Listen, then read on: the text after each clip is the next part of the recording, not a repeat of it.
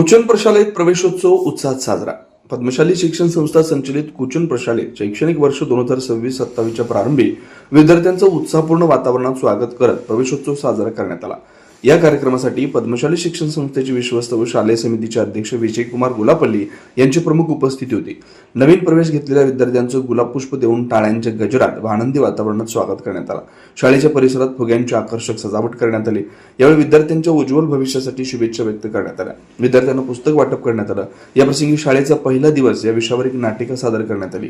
त्यासाठी प्रशालेच्या सहशिक्षिका अनुप्रिता हजारे यांनी मार्गदर्शन केलं. याप्रसंगी प्रशालेचे प्राचार्य युवराज मेटे, उपप्राचार्य अनिल निंबाळकर, मुख्याध्यापक मधुकर धर्मसाले, पर्यवेक्षक दत्तात्रय मेरगू, परिणय सामल, मल्लिकार्जुन चोकारे, सर्व शिक्षक विद्यार्थी उपस्थित होते.